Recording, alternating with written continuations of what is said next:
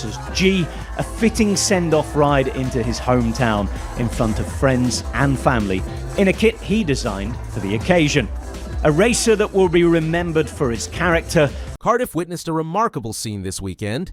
Crowds gathered, emotions ran high, and one of cycling's most respected figures marked a moment that will be remembered across the sport. On a cool September afternoon, the Tour of Britain's final stage turned into more than just a race. The streets of Wales became the backdrop for a defining chapter in a career that has spanned nearly 2 decades at the very top of world cycling. At 39 years old, Geraint Thomas rode his last professional race in his home city. It was not a quiet farewell. It was a send-off filled with cheers, loud applause, and respect from fellow riders. From the start line at Newport's Geraint Thomas National Velodrome to the finish in Cardiff city centre, fans lined the roads, waving flags, holding banners, and calling out his name. Even before the peloton rolled forward, the atmosphere was already unique. At the velodrome that carries his name, riders stood in 2 lines as a guard of honor. They clapped, they cheered, and they saluted him in a way usually given only to great champions. Thomas, known to teammates and fans simply as G, admitted he was choking up before the race had even begun. "When you're a kid, you always have a dream of being part of the big things," Thomas said before the start, "like going to the Olympics and Grand Tours. But the career and the longevity I definitely didn't expect. That's definitely not just down to myself, but my family and this team." The stage itself felt like a personal tribute. Riders went past the small cycling club where Thomas first trained as a boy. They passed the neighborhood streets where he grew up. They even rode by his parents' house. The climb up Carefully Mountain tested the riders, but the fans were not focused on timing. They were focused on Thomas.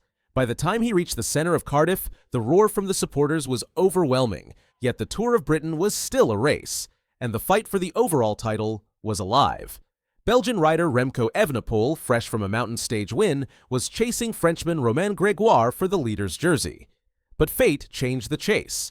On a moorland climb, a herd of cows crossed the road, breaking his rhythm. Later, every move Evenepoel tried to make was carefully followed and blocked by rivals. In the end, Olav Kuj sprinted to another stage victory, while Romain Grégoire held on to take the overall title. But the real focus, the emotion, and the tears all belonged to Thomas. For cycling fans, Thomas was more than just a rider. He was known for being friendly, humble, and always ready to help his teammates. He wasn't only focused on winning for himself. He was the loyal worker, the trusted friend, and the rider who could take the spotlight and then pass it on to someone else. Still, his career was not without heartbreak. After winning the 2018 Tour de France, he nearly repeated the feat in 2019, but finished second to his own teammate Egan Bernal. He joked about it with humor, saying, "Last November I knew I wasn't winning 2 in a row." In 2023, he led the Giro d'Italia into the final day. The pink jersey seemed within reach until Primož Roglič passed him on the last climb, beating Thomas by only 14 seconds. "That's life," Thomas said afterward. "You don't always get what you deserve. It's ups and downs, but it's how you come back from those downs." What made Thomas different was not just how he celebrated wins, but how he accepted losses. After missing the Giro win in 2023, he didn't sulk. The very next day, he used his strength to lead out his old friend Mark Cavendish in Rome, giving Cavendish the perfect chance to win. That was Thomas, a champion on his own, but always a teammate first. As he crossed the finish line in Cardiff for the last time, Thomas was welcomed by teammates from Ineos Grenadiers. They wore special jerseys that he had designed himself. His young son, Maxon, stood at the barriers waiting. Fans waved Welsh flags and shouted his name until his voice cracked as he spoke to the local broadcaster, S4C. "It's emotional," he said, fighting tears. "It is the pinnacle, isn't it? Just finishing here. I'm struggling to even speak. I knew I would be emotional, but this is special." He added, "I don't get to race for Wales much, but any country I was in, it felt like I was representing Wales anyway." Thomas's list of achievements is long. He won Olympic gold medals on the track, he earned multiple world titles, and, of course, he claimed the Tour de France crown in 2018, the year he stood on the top step in Paris.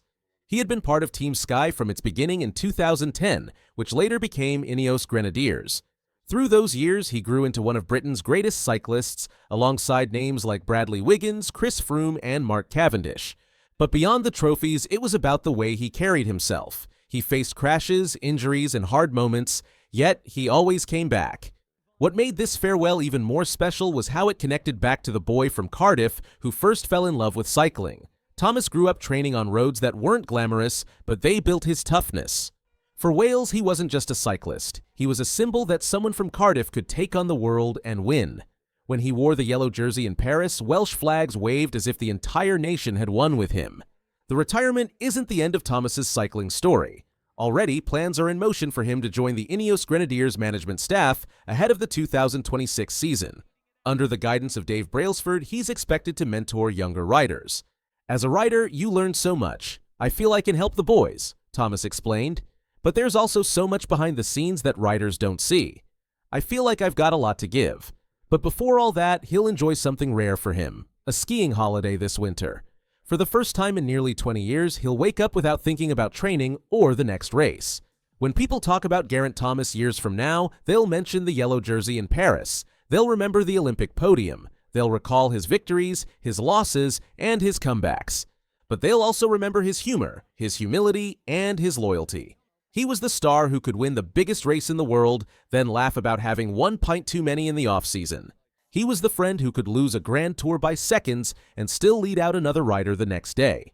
Geraint Thomas left cycling the same way he entered it, on Welsh roads, cheered on by family, friends, and fans who saw not just a champion, but a neighbor, a friend, and a hero.